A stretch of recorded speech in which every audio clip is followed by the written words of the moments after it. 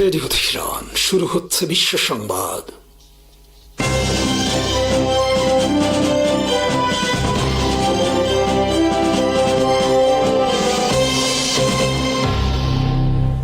শুরুতেই সংবাদ শিরোনাম। আসসালামু আলাইকুম। যুদ্ধ থেকে দুর্লভ সব শিক্ষা লাভ করছে চীন, চিন্তিত পেন্টাগন। উগ্র হিন্দুদের পর পশ্চিমবঙ্গে এবার সরকারিভাবে শুরু বুলডোজার অভিযান। টার্গেট মুসলমানদের প্রতিষ্ঠান। ফ্রন্টলাইনে দুর্ভিক্ষের শিকার ইউক্রেন সেনারা। কর্মস্থল থেকে জোর করে যুবকদের ধরে নিয়ে যাচ্ছে ইউক্রেন আর্মি। একের পর এক যুদ্ধ থেকে শিক্ষা নিচ্ছে চীন। 2022 সালে শুরু হওয়া ইউক্রেন যুদ্ধ, ভারত পাকিস্তান যুদ্ধ, সর্বশেষ ইরান যুদ্ধ চীনের জন্য বড় ধরনের সহায়ক হিসেবে আবির্ভূত হয়েছে। প্রতিপক্ষের বিরুদ্ধে সম্ভাব্য যুদ্ধে কি কি বিপদ হতে পারে তা এড়ানোর ক্ষেত্রে 2022 সালে ইউক্রেন অভিযানের শুরুতেই বড় ধরনের বিপর্যয়ের মুখে পড়ে রাশিয়া। চীনের সম্ভাব্য তাইওয়ান অভিযানের ক্ষেত্রে এ বিষয়ে বড় ধরনের শিক্ষা লাভ করেছে চীনা আর্মি। একইভাবে ভারত পাকিস্তানের যুদ্ধে চীন এখন পুরোপুরি অবগত ভারতের দুর্বলতা বিষয়ে। তবে চীনের জন্য সবচেয়ে বেশি ও কার্যকর শিক্ষা বয়ে আনছে ইরানের যুক্তরাষ্ট্র ইসরায়েলের আগ্রাসন। কারণ চীনের মূল প্রতিদ্বন্দ্বী হল যুক্তরাষ্ট্র। তাইওয়ান, দক্ষিণ চীন সাগর সহ বিভিন্ন ইস্যুতে ভবিষ্যতে চীনের সঙ্গে যুদ্ধের সম্ভাবনা রয়েছে যুক্তরাষ্ট্রের। এক্ষেত্রে ইরান অভিযানে যুক্তরাষ্ট্রের মতো সুপার পাওয়ার দেশ যেভাবে বিপদের মুখে পড়েছে, তার মাধ্যমে চীনা আর্মি জানতে পেরেছে তাদের অনেক দুর্বলতা সম্পর্কে। CNN বুধবার প্রকাশ করেছে কিভাবে চীন সাম্প্রতিক এসব যুদ্ধ থেকে সামরিক কৌশলগত দিক দিয়ে লাভবান হয়েছে সে বিষয়ে। এতে বলা হয়েছে এসব যুদ্ধ থেকে চীনা আর্মি তাদের দুর্বলতা কাটিয়ে ওঠার বিষয়ে বিশেষ সুযোগ পেয়েছে। এসব যুদ্ধ না হলে চীনা আর্মির পক্ষে নিজেদের এসব দুর্বলতা অনুধাবন ও তা দূর করার ব্যাপারে পদক্ষেপ গ্রহণ সম্ভব হতো না।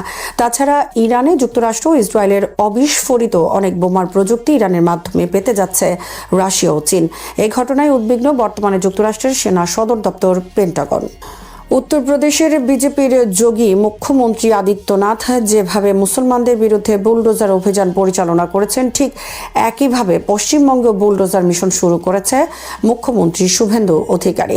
মঙ্গলবার কলকাতায় একটি ভবনে অগ্নিকাণ্ডের পর একে অজুহাত হিসেবে ব্যবহার করে তিনি শুরু করেছেন এ অভিযান। প্রকাশিত খবরে বলা হয়েছে শুভেন্দুর আগে থেকেই পরিকল্পনা ছিল মুসলিম এলাকাগুলোতে বুলডোজার অভিযান চালানোর। বুধবার সেটা শুরু হয়েছে। কলকাতার তিলজলায় বেআইনি নির্মাণ গুড়িয়ে দেওয়ার নামে এবার উত্তরপ্রদেশের কায়দায় সক্রিয় হল প্রশাসন। মুখ্যমন্ত্রী শুভেন্দু অধিকারীর কড়া নির্দেশের পর তিলজলার অবৈধ বহুতলে চালানো বুলডোজার। দুর্নীতির বিরুদ্ধে রাজ্যের বিজেপি সরকারের জিরো টলারেন্স নীতিকে সামনে রেখে এই পদক্ষেপ নেওয়া হয়েছে। বুধবার বিকেল থেকে কলকাতা পুরসভা ও KMDর যৌথ উদ্যোগে এলাকায় শুরু হয় ভাঙার কাজ। পরিস্থিতি নিয়ন্ত্রণে রাখতে মোতায়েন করা হয়েছে বিশাল পুলিশ বাহিনী, র্যাফ এবং কেন্দ্রীয় বাহিনী। ঘটনার সূত্রপাত মঙ্গলবার। তপসিয়ার একটি 4 তলা বহুতলের চামড়ার কারখানায় বিধ্বংসী আগুন লাগে। সেই অগ্নিকাণ্ডে দম বন্ধ হয়ে 2 জনের মৃত্যু হয় এবং গুরুতর জখম হন আরও 5 জন। তদন্তে নেমে রাজ্য সরকার জানতে পারে যে 4 তলা ভবনটিতে আগুন লেগেছিল সেটির কোনো বৈধ প্ল্যান ছিল না এবং কারখানার ভেতরেও ছিল না ন্যূনতম অগ্নি নির্বাপন ব্যবস্থা। বুধবার সেই রিপোর্ট মুখ্যমন্ত্রী দপ্তরে পৌঁছানো মাত্রই তিনি 24 ঘন্টার মধ্যে ওই অবৈধ নির্মাণ গুড়িয়ে দেওয়ার নির্দেশ দেন।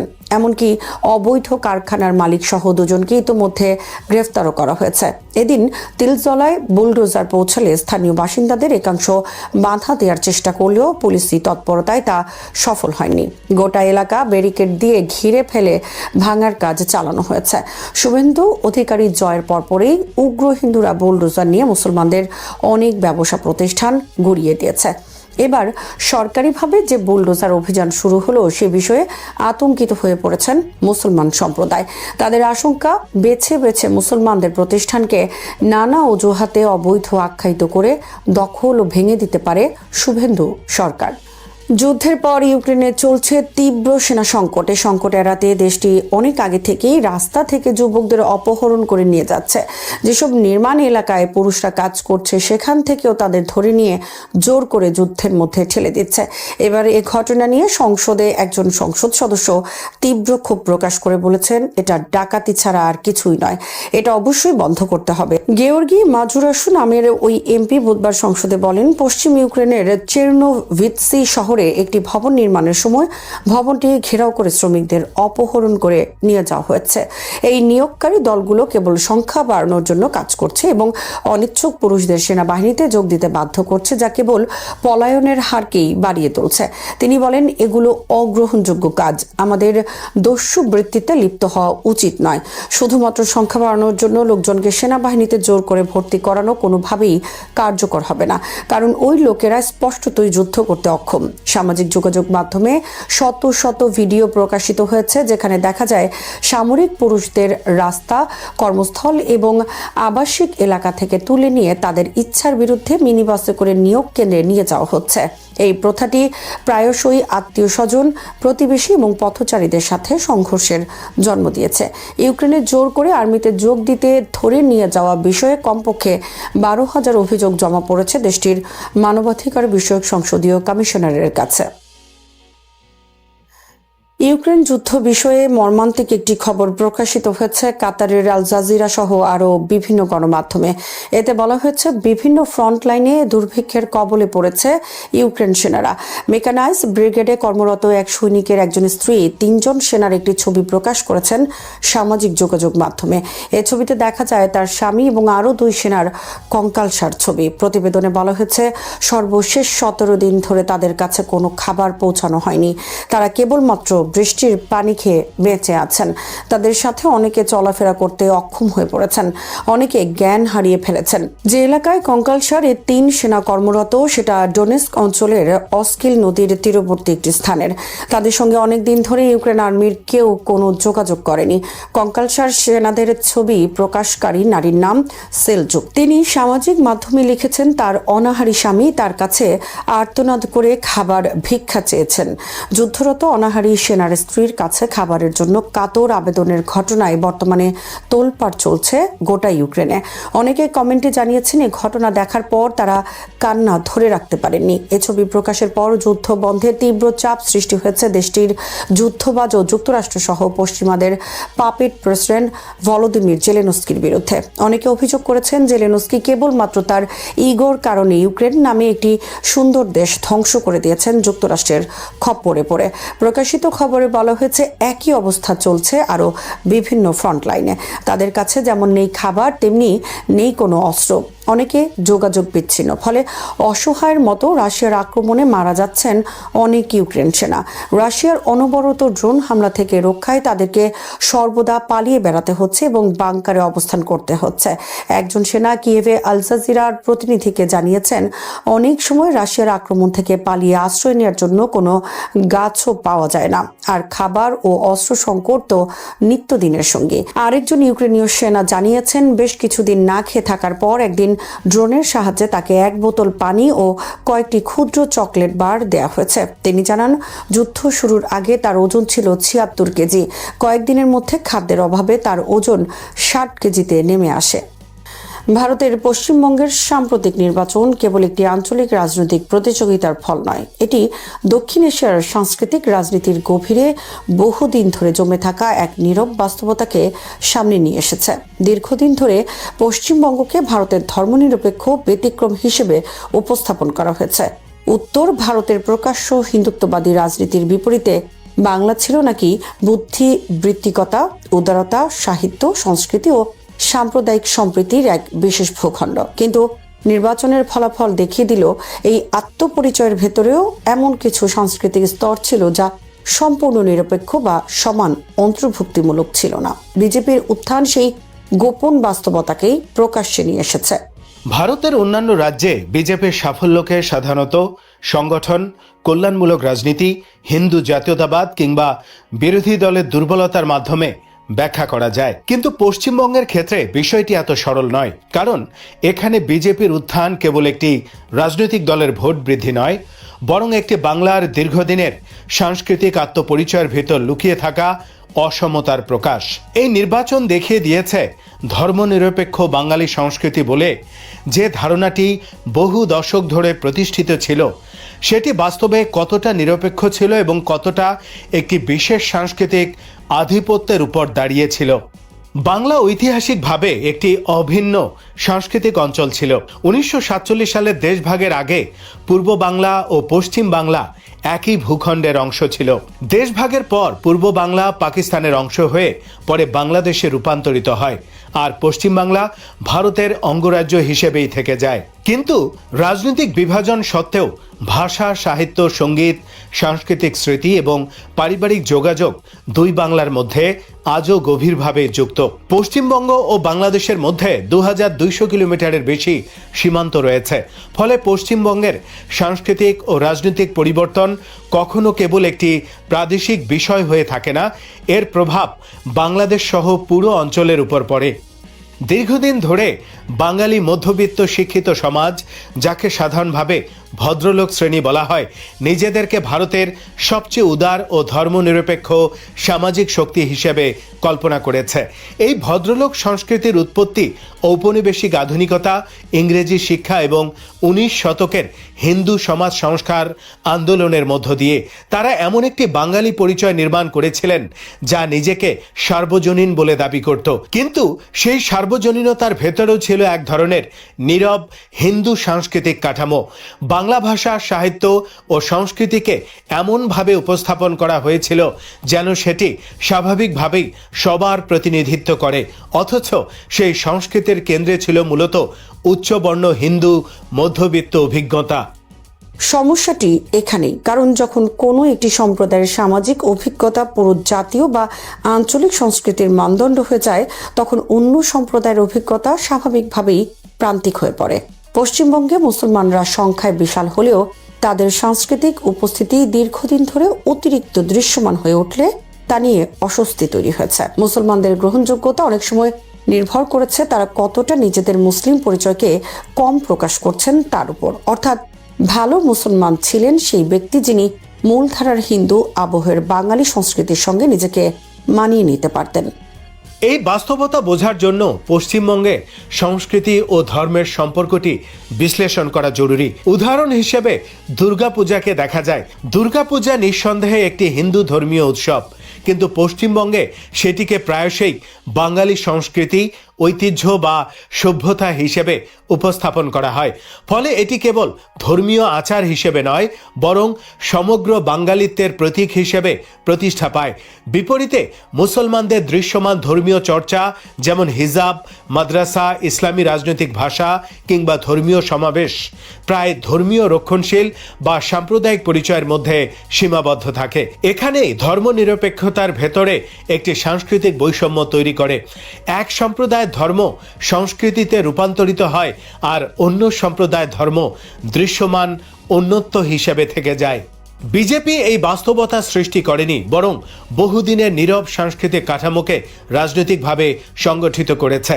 পশ্চিমবঙ্গে হিন্দু উদ্বেগ, জনসংখ্যাগত আতঙ্ক, সীমান্ত প্রশ্ন এবং মুসলিম দৃশ্যমানতাকে বিজেপি নতুন ভাষায় প্রকাশ করেছে, কিন্তু সেই ভাষার ভিত্তি আগে থেকেই সমাজে উপস্থিত ছিল। বিজেপি কেবল সেটিকে আরও সরাসরি ও আগ্রাসী রাজনৈতিক রূপ দিয়েছে। এই কারণেই বিজেপির উত্থানকে শুধুমাত্র ধর্মনিরপেক্ষ বাংলার পতন বলে ব্যাখ্যা করলে বিষয়টি অসম্পূর্ণ থেকে যায়। কারণ পশ্চিমবঙ্গের ধর্মনিরপেক্ষতার মধ্যেও এমন কিছু কাঠামোগত সীমাবদ্ধতা ছিল যা মুসলমানদের সম্পূর্ণ সমান সাংস্কৃতিক স্বীকৃতি দেয়নি। মুসলমানদের রাজনৈতিকভাবে বামপন্থী বা উদারপন্থী শক্তির অংশ হলেও সামাজিকভাবে অনেক সময় নিজেদের পরিচয় গোপন বা নিয়ন্ত্রিত রাখতে বাধ্য বোধ করেছেন। প্রকাশ্য মুসলিম পরিচয় যত কম দৃশ্যমান হয়েছে, তত বেশি গ্রহণযোগ্যতা তৈরি হয়েছে। এই সাংস্কৃতিক বাস্তবতা কেবল ভারতের সমস্যা নয়, বাংলাদেশের সঙ্গেও এর গভীর সম্পর্ক রয়েছে। বাংলাদেশ নিজেও ঔপনিবেশিক বাংলার একই বুদ্ধিবৃত্তিক ঐতিহ্য থেকে ধর্মনিরপেক্ষতার ভাষা উত্তরাধিকার হিসেবে পেয়েছে। যদিও বাংলাদেশ মুসলিম সংখ্যাগরিষ্ঠ রাষ্ট্র, তবুও এখানেও সংস্কৃতি ও ধর্ম নিয়ে এক ধরনের দ্বৈততা কাজ করে। বাংলা নববর্ষ, রবীন্দ্রসঙ্গীত বা কিছু নির্দিষ্ট সাংস্কৃতিক চর্চাকে আলোকিত বাঙালিত্ব হিসেবে দেখা হয়, অথচ দৃশ্যমান ইসলামী চর্চাকে অনেক সময় সন্দেহ, পশ্চাৎপদতা বা রাজনৈতিক আতঙ্কের চোখে দেখা হয়। ফলে ধর্মনিরপেক্ষতা অনেক সময় সমদূরত্বের নীতি হিসেবে কাজ না করে নির্বাচিত সাংস্কৃতিক বৈধতার মাধ্যমে পরিচালিত হয়। পশ্চিমবঙ্গের নির্বাচন তাই বাংলাদেশেও গুরুত্বপূর্ণ প্রতিধ্বনি তৈরি করে, কারণ দুই বাংলার মধ্যে কেবল ভাষাগত সম্পর্ক নয়, বরং বুদ্ধিবৃত্তিক ও সাংস্কৃতিক আদান প্রদানও গভীর। সীমান্ত রাজনীতি, নাগরিকত্ব প্রশ্ন, অভিবাসন বিতর্ক এবং সীমান্ত হত্যার মতো বিষয়গুলো পশ্চিমবঙ্গকে ভারত বাংলাদেশ সম্পর্কের কেন্দ্রে নিয়ে এসেছে। বিজেপির রাজনীতি প্রায় বাংলাদেশি মুসলিম অভিবাসনকে রাজনৈতিক ইস্যুতে পরিণত করে। এর ফলে পশ্চিমবঙ্গের অভ্যন্তরীণ রাজনীতি সরাসরি বাংলাদেশের ভাবমূর্তি ও আঞ্চলিক সম্পর্ককে প্রভাবিত করে। বাঙালি ধর্ম নিরপেক্ষতার আরেকটি গুরুত্বপূর্ণ দিক হল এর আত্ম উপলব্ধি।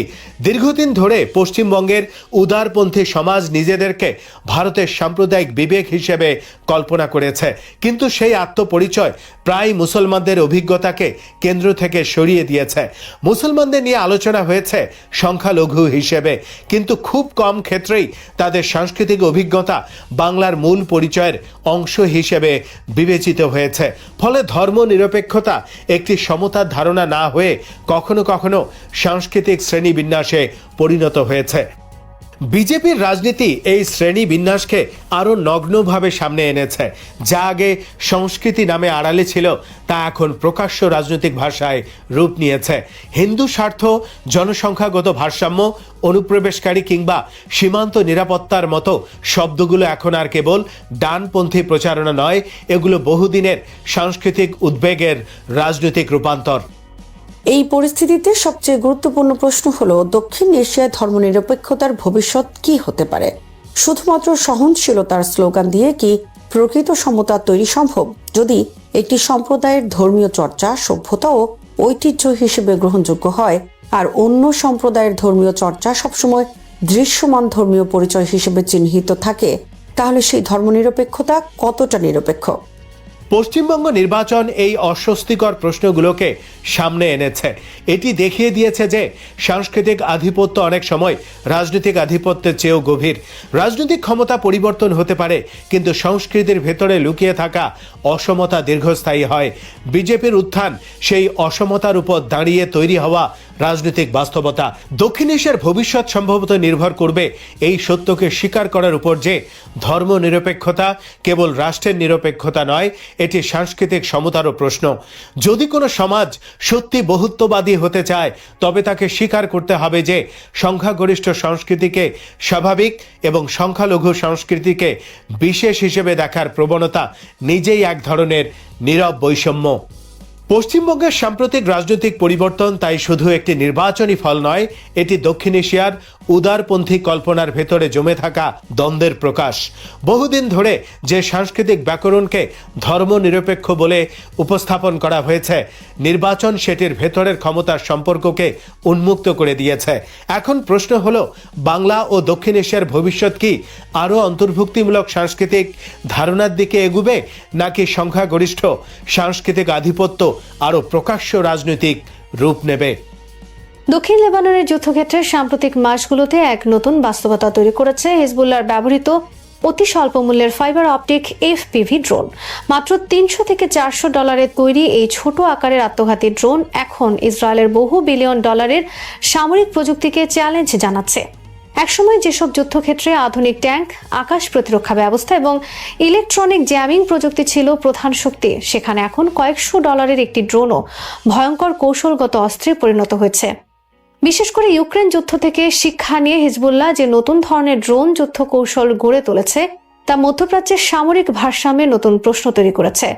সম্প্রতি দক্ষিণ লেবাননে একটি ঘটনায় 3 জন ইসরায়েলি সেনা একটি ট্যাঙ্কের পাশে অবস্থান করছিল। তারা প্রথমে শব্দ শুনতে পায়, কিন্তু ড্রোনটি চোখে পড়ার আগেই অনেক দেরি হয়ে যায়। ছোট আকারের fibre optic first person view বা এফপিভি ড্রোনটি মুহূর্তের মধ্যে তাদের কাছে পৌঁছে বিস্ফোরিত হয়। ভিডিও ফিড সঙ্গে সঙ্গে অন্ধকার হয়ে যায়। ওই হামলায় 1 জন সেনা নিহত এবং আরও 6 জন আহত হয়েছে। এই ধরনের হামলার ভিডিও এখন দক্ষিণ লেবাননের সংঘর্ষে নিয়মিত দৃশ্যে পরিণত হয়েছে। হিজবুল্লাহ সামরিক মিডিয়া শাখা প্রায় প্রতিদিনই নতুন ভিডিও প্রকাশ করছে। সেখানে দেখা যাচ্ছে ছোট আকারের ড্রোন ইসরায়েলি ট্যাঙ্ক, বুলডোজার বা সৈন্যদের লক্ষ্য করে ধেয়ে যাচ্ছে। এসব ভিডিও শুধু সামরিক সাফল্যের প্রচারণায় নয়, বরং মনস্তাত্ত্বিক যুদ্ধেরও অংশ। ভিডিওগুলোতে প্রায় ইউক্রেন যুদ্ধের মতো সিনেমাটিক সম্পাদনা, স্লো মোশন দৃশ্য এবং অনুপ্রেরণামূলক সঙ্গীত ব্যবহার করা হচ্ছে। একটি ভিডিওতে দেখা যায় একটি সোনালী ঈগল যেমন শিকার ধরতে নিচে নেমে আসে, ঠিক তেমনভাবেই ড্রোনটি আঘাত হানছে ইসরায়েলি অবস্থানে। ভিডিওটির শিরোনাম ছিল উইল হান্ট ইউ ডাউন। এই ড্রোনগুলোর সবচেয়ে বড় শক্তি হলো এগুলোকে প্রচলিত ইলেকট্রনিক যুদ্ধ প্রযুক্তি দিয়ে অকার্যকর করা প্রায় অসম্ভব। সাধারণ রেডিও নিয়ন্ত্রিত ড্রোনগুলোকে জ্যামিং প্রযুক্তির মাধ্যমে নিয়ন্ত্রণহীন করা যায়, কিন্তু ফাইবার অপটিক ড্রোনগুলো অপারেটরের সঙ্গে একটি দীর্ঘ ফাইবার কেবলের মাধ্যমে সংযুক্ত থাকে, ফলে রেডিও সিগন্যালের উপর নির্ভর করতে হয় না। ড্রোনটি কয়েক কিলোমিটার দূরে থাকা অপারেটরের কাছে সরাসরি ভিডিও পাঠায় এবং অপারেটর তার নির্দেশ পাঠাতে পারে। ইসরায়েলের উন্নত ইলেকট্রনিক জ্যামিং ব্যবস্থা এই ড্রোনগুলোর বিরুদ্ধে কার্যত অকার্যকর হয়ে পড়েছে। বিশেষজ্ঞদের মতে এই প্রযুক্তি মূলত ইউক্রেন যুদ্ধ থেকেই ব্যাপকভাবে পরিচিতি পায়। 2024 সালের শেষ দিকে ইউক্রেন ও রাশিয়ার যুদ্ধে প্রথম বড় আকারে ফাইবার অপটিক ড্রোন ব্যবহার শুরু হয়। রেডিও জ্যামিং এর কারণে দুই পক্ষই বিকল্প প্রযুক্তি খুঁজতে বাধ্য হয়েছিল। রাশিয়া তুলনামূলক বেশি কার্যকরভাবে এসব ড্রোন ব্যবহার করে, কারণ তাদের ফাইবার কেবল সরবরাহ সহজ ছিল। দ্রুতই দেখা যায় ছোট আকারের এই ড্রোনগুলো অত্যন্ত প্রাণঘাতী এবং সস্তা হওয়ায় যুদ্ধক্ষেত্রে বিপুল সংখ্যায় ব্যবহার করা সম্ভব। হিজবুল্লাহও সেই অভিজ্ঞতা গভীরভাবে পর্যবেক্ষণ করেছে। সংগঠনটির একটি সূত্র জানিয়েছে, ইউক্রেন যুদ্ধে ফাইবার অপটিক ড্রোনের কার্যকারিতা তাদের বিশেষভাবে অনুপ্রাণিত করেছে, বিশেষ করে যখন সিরিয়া হয়ে ইরান থেকে অস্ত্র সরবরাহের করিডোর কার্যত ভেঙে পড়ে, তখন হিজবুল্লাহ নতুন কৌশল খুঁজতে বাধ্য হয়। 2024 সালের শেষ দিকে সিরিয়ার সাবেক প্রেসিডেন্ট বাশার আল আসাদ ক্ষমতাচ্যুত হওয়ার পর আঞ্চলিক সরবরাহ ব্যবস্থায় বড় পরিবর্তন আসে, ফলে হিজবুল্লাহ আর আগের মতো ভারী অস্ত্র সহজে পাচ্ছিল না। এই পরিস্থিতিতে সংগঠনটি কম খরচে স্থানীয়ভাবে অস্ত্র তৈরির দিকে ঝুঁকে পড়ে। সূত্র অনুযায়ী বর্তমানে হিজবুল্লাহর ব্যবহৃত অধিকাংশ এফভিপি ড্রোন 3D প্রিন্টিং প্রযুক্তি ব্যবহার করে তৈরি করা হচ্ছে। বাজারে সহজলভ্য বাণিজ্যিক ইলেকট্রনিক যন্ত্রাংশ সামান্য পরিবর্তন করে সামরিক কাজে ব্যবহার করা হচ্ছে, ফলে অল্প অর্থে বিপুল সংখ্যক ড্রোন উৎপাদন করা সম্ভব হচ্ছে। মাত্র কয়েকশো ডলারে তৈরি একটি ড্রোন যদি কয়েক মিলিয়ন ডলারের ট্যাঙ্কে অচল করতে পারে, তাহলে সেটি সামরিক দৃষ্টিকোণ থেকে অত্যন্ত কার্যকর অস্ত্র। ইসরায়েলের বিখ্যাত আয়রন ড্রোম ব্যবস্থা মূলত রকেট ও ক্ষেপণাস্ত্র প্রতিহত করার জন্য তৈরি, কিন্তু ছোট নিচ দিয়ে উড়ে যাওয়া এবং ধীরগতির এই ড্রোন শনাক্ত করা অনেক কঠিন, ফলে বহু ক্ষেত্রে ড্রোনগুলো প্রতিরক্ষা ব্যবস্থার নজর এড়িয়ে যাচ্ছে। ভিডিওতে দেখা যাচ্ছে অনেক সময় ইসরায়েলি সেনারা বাধ্য হয়ে ব্যক্তিগত রাইফেল দিয়ে আকাশে গুলি চালিয়ে ড্রোন ভূপাতিত করার চেষ্টা করছে। আরও উদ্বেগের বিষয় হলো এসব ড্রোন ইসরায়েলের অত্যাধুনিক মার্কাভা ট্যাঙ্কের ট্রফি ডিফেন্স সিস্টেমকেও ফাঁকি দিতে সক্ষম হয়েছে। ট্রফি সিস্টেম সাধারণত অ্যান্টি ট্যাঙ্ক মিসাইল শনাক্ত করে মাঝপথে ধ্বংস করতে পারে, কিন্তু খুব ছোট এবং দ্রুতগতির ড্রোন অনেক সময় এত নিচু দিয়ে আসে যে প্রতিরক্ষা ব্যবস্থা কার্যকর প্রতিক্রিয়া জানানোর সুযোগ পায় না। এই ড্রোন যুদ্ধ ইসরায়েলকে দক্ষিণ লেবাননে নিজেদের কৌশল নতুনভাবে ভাবতে বাধ্য করছে। আগে ধারণা ছিল অন্তত 11 কিলোমিটার গভীর একটি বাফার জোন তৈরি করলে হিজবুল্লাহর অ্যান্টি ট্যাঙ্ক মিসাইলের হুমকি কমে যাবে, কিন্তু এখন ড্রোনের পাল্লা কয়েক ডজন কিলোমিটার পর্যন্ত বিস্তৃত হওয়ায় সেই হিসেব পাল্টে যাচ্ছে। অর্থাৎ ইসরায়েলি সেনারা সীমান্ত থেকে আরও দূরে থাকলেও ড্রোন হামলার ঝুঁকিতে থাকছে। বিশ্লেষকদের মতে হিজবুল্লাহর জন্য এই ড্রোন শুধু সামরিক অস্ত্র নয়, বরং সংগঠনটির কৌশলগত রূপান্তরের প্রতীক। 2006 সালে যুদ্ধের পর হিজবুল্লাহ ধীরে ধীরে একটি আধা প্রচলিত সামরিক বাহিনীতে রূপ নিয়েছিল। তারা বড় আকারের রকেট ভান্ডার, অ্যান্টি ট্যাঙ্ক মিসাইল এবং সুসংগঠিত প্রতিরক্ষা লাইন গড়ে তোলে, কিন্তু সাম্প্রতিক সংঘর্ষে ইসরায়েলের ব্যাপক বিমান হামলা ও প্রযুক্তিগত শ্রেষ্ঠত্বের মুখে সেই কৌশল দুর্বল হয়ে পড়ে। এখন তারা আবার গেরিলা যুদ্ধের মূল নীতিতে ফিরে যাচ্ছে, অল্প খরচে শত্রুর উপরে দীর্ঘমেয়াদী ক্ষয়ক্ষতি চাপিয়ে দেওয়া। গেরিলা যুদ্ধের লক্ষ্য দ্রুত বিজয় নয়, বরং ধীরে ধীরে শত্রুকে ক্ষয় করা। তার মতে বুদ্ধিমত্তার সঙ্গে ব্যবহার করা হলে এফপিভি ড্রোন অসম যুদ্ধে শক্তির ভারসাম্য বদলে দিতে পারে। আন্তর্জাতিক সামরিক বিশ্লেষকরাও বিষয়টিকে গুরুত্ব দিচ্ছেন। ফাইবার অপটিক ড্রোনকে ইলেকট্রনিক যুদ্ধের মাধ্যমে থামানো যায় না এবং এগুলো শনাক্ত করাও কঠিন। তার মতে শুধু ইসরায়েল নয়, বিশ্বের বহু দেশ এখন ইউক্রেন ধাঁচের ড্রোন যুদ্ধ মোকাবেলায় নতুন প্রতিরক্ষা ব্যবস্থা তৈরিকে অগ্রাধিকার দিচ্ছে। এই যুদ্ধ দেখিয়ে দিয়েছে যে আধুনিক সংঘর্ষে প্রযুক্তিগত শ্রেষ্ঠত্ব সবসময় বিজয় নিশ্চিত করে না, বরং কম খরচের উদ্ভাবনী প্রযুক্তি কখনো কখনো ব্যয়বহুল সামরিক অবকাঠামোকে অকার্যকর করে দিতে পারে। কয়েকশো ডলারের ড্রোনের বিপরীতে কয়েক মিলিয়ন ডলারের প্রতিরক্ষা ব্যবস্থা ব্যবহার করা অর্থনৈতিকভাবেও দীর্ঘমেয়াদে টেকসই নয়। এছাড়া ড্রোনের ভিডিও প্রচারণা যুদ্ধের মনস্তত্ত্বেও বড় ভূমিকা রাখছে। ইউক্রেন যুদ্ধে যেমন ড্রোন ভিডিও সামাজিক যোগাযোগ মাধ্যমে নতুন যুদ্ধের ভাষা তৈরি করেছিল, দক্ষিণ লেবাননেও একই প্রবণতা দেখা যাচ্ছে। সৈন্যদের শেষ মুহূর্তের আতঙ্ক, ট্যাঙ্কের উপর হামলা কিংবা বিস্ফোরণের দৃশ্য দ্রুত ভাইরাল হচ্ছে। এগুলো শুধু শত্রুপক্ষকে ভয় দেখানোর জন্য নয়, নিজেদের সমর্থকদের মনোবল বাড়ানোর কাজও করছে। ইসরায়েলও অবশ্য ড্রোন যুদ্ধ থেকে পিছিয়ে নেই। তারা নিজেও লেবাননে এফপিভি ড্রোন ব্যবহার করছে। এক ভিডিওতে দেখা গেছে দক্ষিণ লেবাননের বিনতে জাবেলে এক ক্লান্ত হিজবুল্লাহ যোদ্ধা ড্রোনের উপস্থিতি টের পেয়ে মুখ ঢেকে ফেলছে। ঠিক পরের মুহূর্তেই বিস্ফোরণ ঘটে। ফলে ড্রোন এখন উভয় পক্ষের জন্যই গুরুত্বপূর্ণ যুদ্ধাস্ত্রে পরিণত হয়েছে। বিশ্বজুড়ে সামরিক কৌশলবিদরা এখন বুঝতে পারছেন যে ভবিষ্যতের যুদ্ধ অনেকাংশেই হবে ছোট, সস্তা এবং বুদ্ধিমান ড্রোনের যুদ্ধ। রাষ্ট্র কিংবা অরাষ্ট্রীয় শক্তি উভয়ের হাতেই এই প্রযুক্তি দ্রুত ছড়িয়ে পড়ছে। মধ্যপ্রাচ্য, ইউক্রেন, আফ্রিকা কিংবা এশিয়ার বিভিন্ন সংঘাতে একই প্রবণতা দেখা যাচ্ছে।